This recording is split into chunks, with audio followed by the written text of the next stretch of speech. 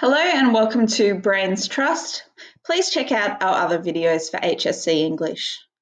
Today I'm going to do a context and overview of the poem Circular Breathing by J.R. Savage. Savage is an Australian author, editor and academic based in London.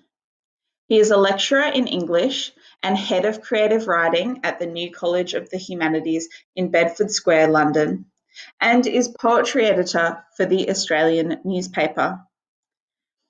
Savage has lived all over the world and performed his poetry all over the world, and these influences come through in his work.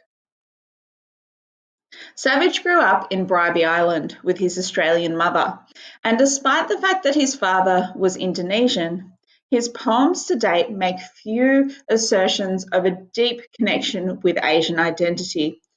So he's quite different to the other poets explored in Standard English and Eald. He describes his upbringing as barefoot on the beach from a young age in the interview that I have linked below. One of his influences is the poet Derek Walcott from the Caribbean, and although Savage is from Australia, he stated in an interview, "I nevertheless identify with the setting and post-colonial context of Omeros on a more foundational level than I do, say, with the climate and landscapes of Britain and Europe." Here, Savage is exploring the similarities between the Australian and the Caribbean contexts, and this idea comes through in Circular Breathing.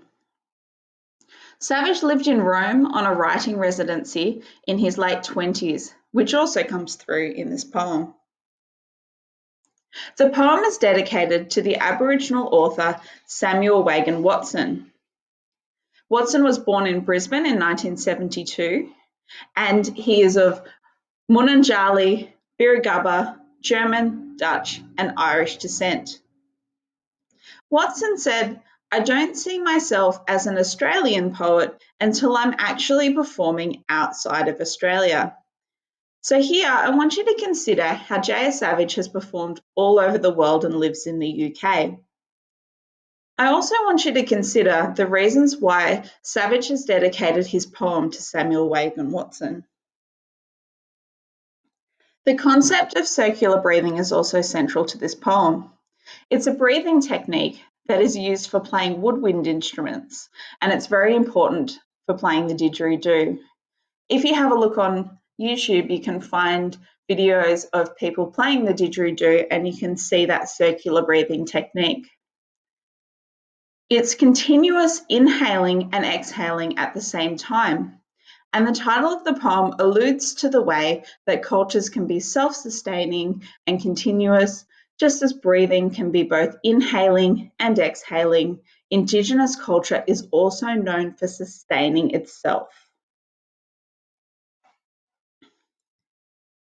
Overview of the poem.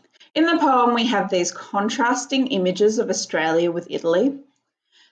The poem explores the ways that cultures mix in a cosmopolitan city, contrasts the age of Indigenous culture with the Catholic Church and modern culture, and there's also these ideas of disconnectedness from home, striving to make a connection when away from home.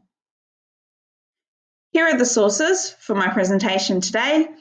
There's the J.R. Savage interview with Catherine Brown, J.R. Savage's website, Red Room Poetry, where I got information for J.R. Savage, but also found that image of him that is on the first slide. And Poetry International is where I sourced the information for Samuel Wagan Watson. Please watch parts 2 and 3 for the analysis of the poem.